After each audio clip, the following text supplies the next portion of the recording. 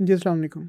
मेरा नाम नाइम है और इस एएमएल कंप्लायंस कोर्स की ये 7वीं वीडियो है और इस चैप्टर 4 की ये पहली वीडियो है और इस वीडियो में हम चैप्टर 4 कंप्लीट करेंगे। पहले हमने मिसाल देखी थी पीट की, जो एक क्रिमिनल है और कैसे वो मनी लॉन्ड्रिंग करता है, कैसे वो ड्रग ट्रैफिकिंग से उसने पैसे कमाए और कैसे उसे लॉन्ड्र किया उसने अपनी लग्जरियस लाइफस्टाइल के लिए। अच्छा, पिछले चैप्टर में हमने देखा था कि पीट कैसे मनी लॉन्ड्रिंग करता है, कैसे उसने जो इलीगल तरीके से पैसा कमाया है वो मनी लॉन्ड्र करके लग्जरियस लाइफस्टाइल को सपोर्ट करता है। अब उसके मुकाबले में अब दूसरा कैरेक्टर जो है ये अल्बर्ट का है, जो कि एक एंटरप्रेन्योर है और अपना फिनटेक बिजनेस स्टार्ट करना चाह रहा है। बिजनेस स्टार्ट करने से पहले अल्बर्ट को देखना होगा कि कौन से रूल्स हैं जो उसे फॉलो करने होंगे बिजनेस के लिए।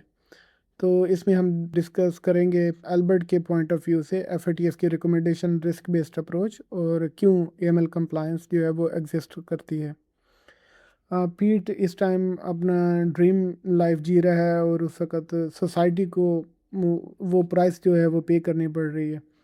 अल्बर्ट अब सीन में दाखिल होता है और वो अपना बिजनेस स्टार्ट करना चाह रहा है, तो वो अपने लायर से मिलता है। उसका लायर कहता है कि देख, सबसे पहले तुम्हें, जब तुमने अगर फाइनेंस में अपना बिजनेस स्टार्ट करना है तो तुम्हें अपने बिजनेस मॉडल के साथ साथ AML-CFT प्रोग्राम तुमने डिज़ाइन करना है। अब ये अल्बर्ट के लिए एक नई चीज़ होती है। वो बिज़नेस को तो अंडरस्टैंड करता है, उसे बिज़नेस की समझ आती है, लेकिन उसे कंप्लायंस का नहीं पता कि कंप्लायंस क्या होती है। उसे पता है कि कंप्लायंस डेस्क होती है, लेकिन क्या उसकी ज़रूरत है, क्या उसकी वजह है कि किस वजह से कंप्लायंस ज़रूरी है, AML कंप्लायंस, ये चीज़ अब उसे नहीं पता। उसका लॉयर उसके साथ डिस्कस करता है, तो ये हमारी जो वीडियो है ये इसी डिस्कशन में आगे बढ़ेगी और मैंने बुक में भी इसी स्टोरी को मैं लेकर चला हूँ ताकि ये अंडरस्टैंड हो सके, आपको समझ बेहतर तरीके से आए। लॉयर जो है वो उसे बताता है कि अल्बर्ट बगैर किसी ट्रांजैक्शन ओपन होने से पहले, इवन के फाइनेंशियल इंस्टीट्यूशन के लिए, फिनटेक के लिए, अगर आप फाइनेंशियल इंस्टीट्यूशन बनाते हैं जैसे पेपाल हो गया, वाइज हो गया, या कोई भी बैंक हो गया, या आपकी कोई क्रिप्टो एक्सचेंज है, तो वो सब के लिए आपको पहले एक डेडिकेटेड AML ऑफिसर चाहिए होता है और उसके साथ साथ फिर आपको एक पूरा AML प्रोग्राम चाहिए होता है जिसमें पॉलिसीज, प्रोसीजर और इम्प्लीमेंटेशन, ये सारा कुछ शामिल है। अब ये डिपेंड करता है कि किस लेवल का आपका बैंक या आपकी जो ऑर्गेनाइजेशन या आपका फाइनेंशियल इंस्टीट्यूशन है, तो उस लेवल पे क्योंकि फिर मल्टीपल, अगर आपके पास बिजनेसेस, आपके बिजनेस बड़ा है, तो उसके लिए फिर आपको सिर्फ एक कंप्लायंस ऑफिसर नहीं चाहिए होगा, उसके लिए फिर एक पूरा स्टाफ आपको चाहिए होता है।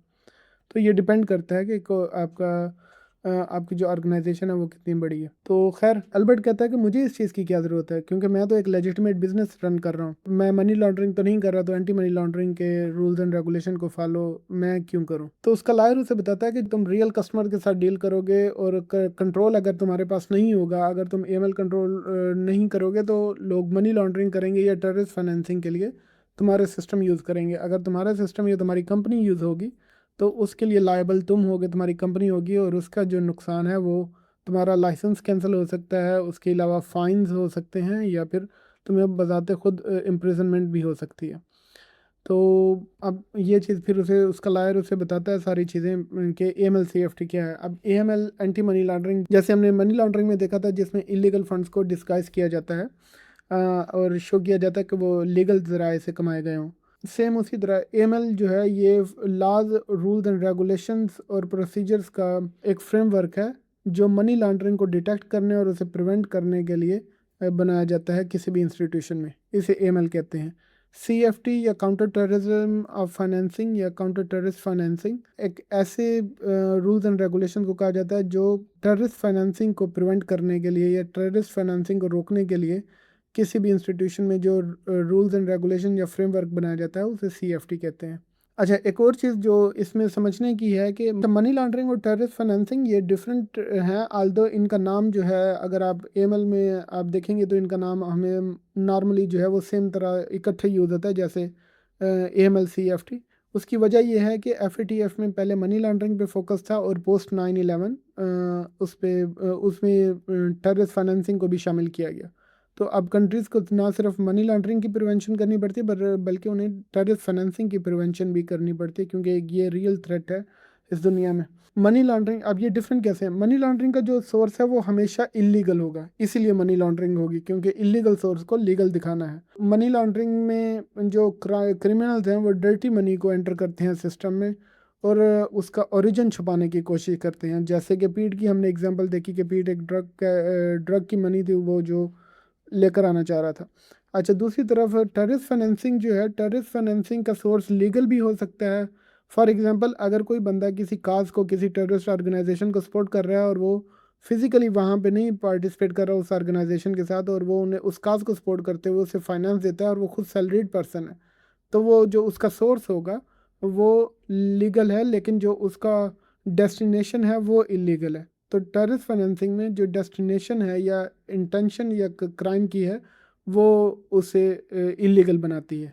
तो सोर्स लीगल भी हो सकता है, सोर्स इलीगल भी हो सकता है। ये ज़रूरी नहीं है कि टेररिस्ट फाइनेंसिंग का सोर्स लीगल होगा।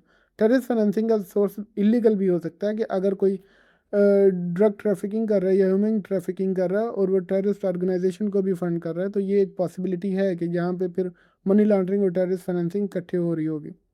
तो ये सब स्टार्ट कैसे हुआ? जैसे मैंने पिछली वीडियो में भी बताया था कि FATF जो कि 1989 में बनी थी, G7 के कंट्रीज, उन्होंने देखा कि एक प्रॉब्लम है, लोग बैंकिंग सिस्टम को यूज़ कर रहे हैं मनी लॉन्ड्रिंग के लिए और बिलियंस जो हैं वो मूव कर रहे हैं बगैर किसी रेजिस्टेंस के। तो 1989 में G7 का समिट हुआ था पेरिस में, और वहाँ पे FATF या फाइनेंशियल एक्शन टास्क फोर्स बनाई गई थी जिसका मकसद मनी लॉन्ड्रिंग को रोकना था। फिर उसके बाद 1990 में इसकी 40 रिकमेंडेशंस जो हैं वो जारी की गई मनी लॉन्ड्रिंग को रोकने के लिए। फिर पोस्ट 9/11 या 2001 के बाद जब 9/11 का वाक़या हुआ, तो उसके बाद मज़ीद 8 रिकमेंडेशंस जो हैं वो इंट्रोड्यूस करवाएगी, जो बाद में फिर ना नो बना दिया गया, लेकिन इन द एंड उसे मर्ज कर दिया गया उन 40 रिकमेंडेशन में। तो नॉर्मली अब FATF की 40 रिकमेंडेशंस ही कही जाती हैं, और उन्हीं 40 रिकमेंडेशन में टेररिस्ट फाइनेंसिंग की रिकमेंडेशंस भी शामिल हैं। 2019 में एक मेजर जो रिकमेंडेशन, ये बेसिकली ऑलरेडी रिकमेंडेशन थी FATF की, उसी में एडिशन हुआ था क्रिप्टो ट्रैवल रूल का, जिसमें बैंकिंग में ऑलरेडी ये इम्प्लीमेंटेशन है कि जहाँ पे अगर आप एक अकाउंट से दूसरे अकाउंट में जब पैसे ट्रांसफ़र होते हैं बैंक के थ्रू, तो उसमें नाम शामिल होता है जो सेंडर का है और रिसीवर का नाम, वो सारी इन्फॉर्मेशन शामिल होती है। तो क्रिप्टो में ये सारा कुछ नहीं था, क्योंकि क्रिप्टो में वैलिड एड्रेस है। तो एक्सचेंजेस को इसमें पाबंद किया गया, क्रिप्टो एक्सचेंजेस को, कि जब वो अपने अकाउंट से पैसे ट्रांसफर, वैलेट में से बिटकॉइन या कोई भी और क्रिप्टो करेंसी ट्रांसफ़र करेंगे, तो वो बेनिफिशरी का नाम और जो ओरिजिनेटिंग पर्सन है उसका नाम वगैरह उसमें शामिल होगा, नाम, डेट ऑफ बर्थ वगैरह।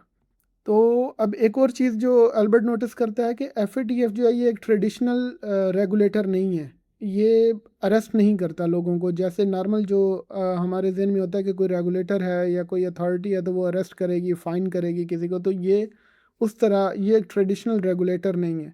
ये FATF जो है ये 40 रिकमेंडेशन इसकी हैं जो स्टैंडर्ड सेट करती हैं ग्लोबली, और फिर ये कंट्रीज़ को वॉच करती हैं, कंट्री को देखती हैं कि किस कंट्री के जो रूल्स एंड रेगुलेशंस हैं, AML रूल्स एंड रेगुलेशन। जब मैं AML की बात करता हूँ तो साथ में CFT को भी आप समझें, तो दोनों ही AML CFT रूल्स जो हैं वो किस कंट्री के ठीक हैं, या किस कंट्री के जो रूल्स एंड रेगुलेशन है उनमें कोई प्रॉब्लम है, वो अप टू द स्टैंडर्ड नहीं है।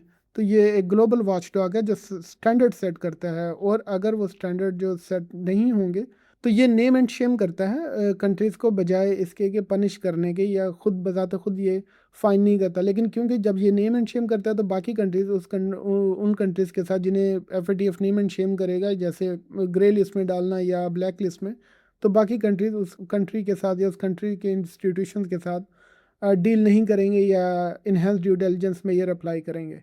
तो इसकी मीटिंग जो साल में 3 बार होती है। कंट्रीज़ जो हैं वो म्यूचुअल इवैल्यूएशन होती है कंट्रीज़ की, मेंबर्स जुरिस्डिक्शन जो है वो करती हैं। तो ऑलमोस्ट इसकी जो इवैल्यूएशन है उसके 18 मंथ लगते हैं इवैल्यूएट करने में। अच्छा, एक चीज़ यहाँ पे ये है कि FATF की जो 40 रिकमेंडेशन है, ये ज़रूरी नहीं है कि 40 की 40 ही किसी कंट्री पे अप्लाई हो।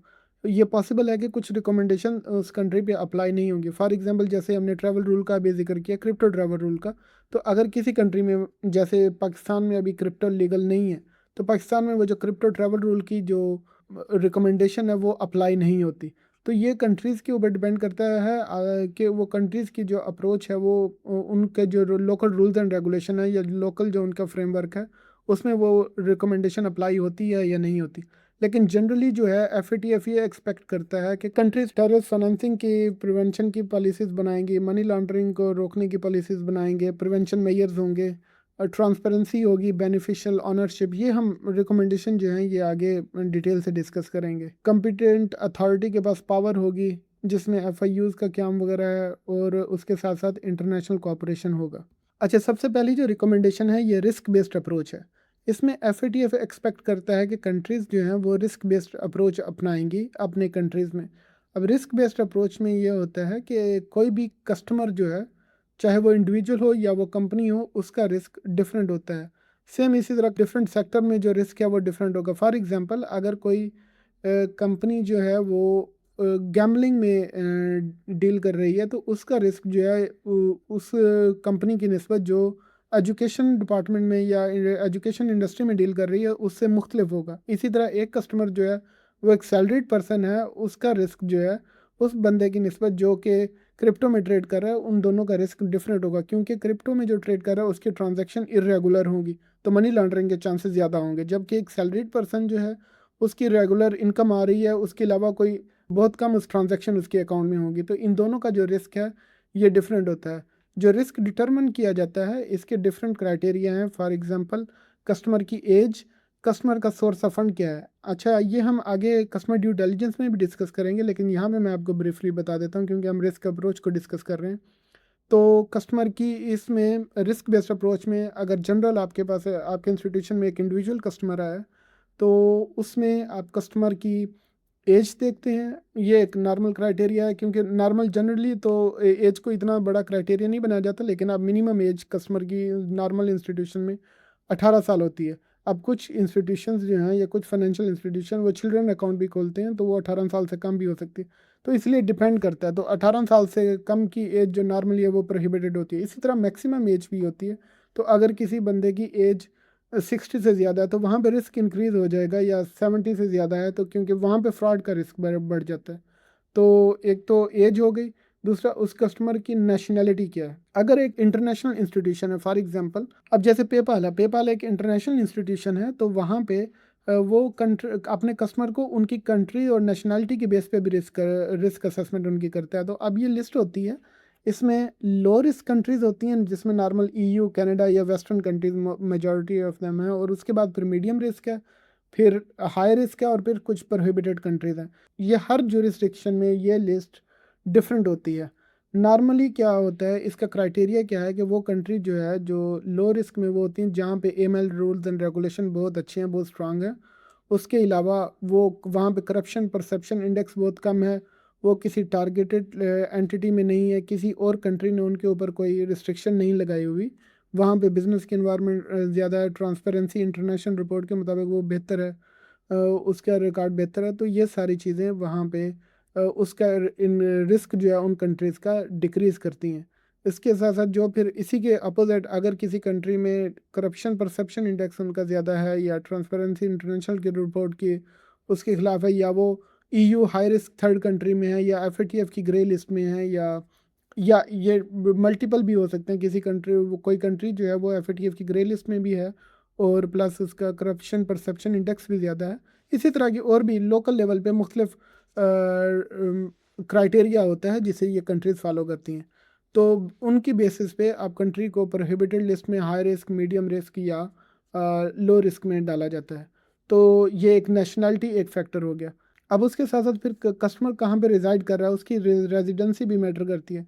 फॉर एग्जांपल, जैसे पेपाल का अब आपको पता होगा कि पेपाल पाकिस्तान में नहीं है अवेलेबल, तो पेपाल के लिए पाकिस्तानी जो जुरिस्डिक्शन है वो रिस्ट्रिक्ट प्रोहिबिटेड में आती है या रिस्ट्रिक्टेड कंट्रीज़ में आती है। लेकिन अगर कोई पाकिस्तानी नेशनल अगर यूरोप में चला जाता है, तो आल्दो उसका नेशनलिटी तो उसकी पाकिस्तानी है, लेकिन अब वो रिज़ाइड कर रहा है या उसकी रेजिडेंस जो है वो ईयू में है, यूरोपीय यूनियन में है, किसी ईयू कंट्री में है, तो वहाँ पे वो पेपाल अकाउंट को ओपन कर लेगा, तो पेपाल वहाँ पे उसे अलाउ करेगा। तो रेजिडेंस जो है वो ज़्यादा मैटर करती है। लेकिन क्योंकि उस कस्टमर की जो नेशनलिटी है वो स्टिल पाकिस्तान की है या इस तरह की किसी और कंट्री की है, तो उसका रिस्क जो है वो हाई होगा। तो ये एक क्राइटेरिया होता है। फिर रेजिडेंस एक जो सबसे इंपॉर्टेंट क्राइटेरिया है, क्योंकि अगर कोई कंट्री सैंक्शन है, फॉर एग्जांपल जैसे ईरान, रशिया, नॉर्थ कोरिया की एग्जांपल ले लें। नॉर्थ कोरिया जो है वो एफएटीएफ की ब्लैक लिस्ट में भी है, और उसके ऊपर वैसे भी इंटरनेशनल काफ़ी सैंक्शन है। तो वो तकरीबन हर इंस्टीट्यूशन, कोई भी इंस्टीट्यूशन उनसे डील नहीं करता, उसके रेजिडेंस से डील नहीं करता। लेकिन अगर कोई नॉर्थ कोरियन अगर ईयू में शिफ्ट हो जाता है, उसकी नेशनैलिटी तो नॉर्थ कोरिया की ही रहेगी, लेकिन अब वो रिजाइड कर रहा है ईयू में, तो वो अपना अकाउंट इन सारे इंस्टीट्यूशंस के साथ खोल सकता है। ये एक चीज़ होगी। इसके साथ साथ दूसरी चीज़ ये है कि अगर कोई ईयू से फॉर एग्जांपल कोई लो रिस्क कंट्री से अगर नॉर्थ कोरिया में चला जाता है, अब वो नेशनल तो वहाँ का, और नॉर्थ कोरिया में अगर वो उसकी रेजिडेंस है, तो वो अकाउंट ओपन नहीं कर सकेगा इन इंस्टीट्यूशंस के साथ। तो रेजिडेंस जो है बहुत ज़्यादा मैटर करती है। फिर इसके अलावा फिर आपका सोर्स ऑफ इनकम क्या है, उसमें आप एम्प्लॉयड हैं, बिजनेस है आपका, या कहाँ से आपका सोर्स ऑफ इनकम आ रहा है, तो ये मैटर करता है कस्टमर की रिस्क प्रोफाइल में। और इसके साथ साथ किस इंडस्ट्री में कस्टमर काम करता है। अब सिर्फ सोर्स ऑफ इनकम का होना काफ़ी नहीं है। अब अगर एक शख्स जो है वो सोर्स ऑफ इनकम उसका सैलरी है, लेकिन सैलरी उसकी आ रही है गैमलिंग इंडस्ट्री से, तो रिस्क इंक्रीज हो जाएगा। तो ये इंडस्ट्री भी मैटर करती है। अगर कोई एजुकेशन इंडस्ट्री में है तो उसका रिस्क में भी लो हो। डिपेंड करता है, हर कंट्री का और हर कंपनी का अपना एक रिस्क क्राइटेरिया होता है जिसे रिस्क असेसमेंट बोला जाता है। और रिस्क असेसमेंट कंपनी की रिस्क एपेटाइट है उसकी बेस पे बनाई जाती है। रिस्क एपेटाइट ये होती है कि वो जो कंपनी है वो कितना रिस्क अफोर्ड कर सकती है। और कंपनी से मेरा मुराद कोई फाइनेंशियल इंस्टीट्यूशन है जैसे पेपाल, वाइज, या कोई भी क्रिप्टो एक्सचेंज होगी, कोई भी फाइनेंशियल इंस्टीट्यूशन, तो वो कितना रिस्क अफोर्ड कर सकते हैं, कितना रिस्क ले सकते हैं अपने बिजनेस के लिए, उन्हें वो कितना वो रिस्क बर्दाश्त कर सकते हैं, उनकी एपिटाइट क्या है। उसमें ये होता है फॉर एग्जांपल अगर कोई क्रिप्टो की कंपनी है तो वो मे भी पॉलिटिकली एक्सपोज पर्सन को वो ऑन बोर्ड ही ना करे, उन्हें वो कस्टमर ही नहीं बनाती, तो उनकी रिस्क एपिटाइट जो है वो लो है। तो किसी की हाई होगी तो वो पॉलिटिकली एक्सपोज पर्सन को वो उनके साथ ट्रेड करेंगे या उन्हें अपना कस्टमर बनाएंगे। ये सिर्फ इंडिविजुअल के लिए नहीं, सेम कंपनीज के लिए भी रिस्क असेसमेंट होती है।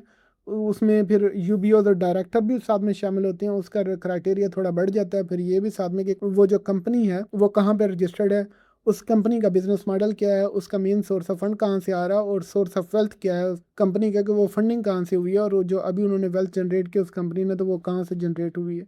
तो ये सारा क्राइटेरिया जो है ये आता है इसमें। तो इस रिस्क बेस्ड अप्रोच की बुनियाद पे फर्दर इनकी इवेलुएशन होती है। कस्टमर या तो लो रिस्क होता है, मीडियम, हाई, या फिर प्रोहिबिटेड जिससे डील नहीं किया जाता। तो उसकी बुनियाद पर फिर कस्टमर की मज़ीद ड्यू डिलिजेंस की जाती है, जिसे इन्हेंस ड्यू डिलिजेंस कहते हैं, या देखा जाता है कि कस्टमर की ड्यू डिलिजेंस कैसे की जाए, या कितनी की जाए, और कितने उसे ट्रांजैक्शन अलाउ की जाए, और फिर कब उसकी पीरियाडिक रिव्यू भी होता है। वो इसी रिस्क बेस्ड अप्रोच पे की बुनियाद पे किया जाता है। तो अब अल्बर्ट को ये समझ आ गई कि जो कंप्लायंस है ये सिर्फ बॉक्स नहीं है टिक करने के लिए, यहाँ पे रियल मनी हैंडल हो रही है, तो यहाँ पे क्राइम के चांसेस काफ़ी ज़्यादा हैं। तो इसलिए कंप्लायंस जो है ये बिजनेसेस को प्रोटेक्ट करती है क्रिमिनल अब्यूज़ से, और उसकी पर्सनल लाइबिलिटी जो है वो भी कम होती है, और उसके साथ साथ ये मनी लॉन्ड्रिंग को रोकती है। तो कंप्लायंस का अब उसे काफ़ी क्लियर हो चुका है। तो इस वीडियो में हमने देखा एएमएल क्या होती है, एंटी मनी लॉन्ड्रिंग। वो फ्रेमवर्क है रूल्स एंड रेगुलेशन का जिनका काम डिटेक्ट करना, प्रिवेंट करना और रिपोर्ट करना है लॉन्ड्रिंग को, इंस्टीट्यूशनल लेवल पे या इंटरनेशनल लेवल पे।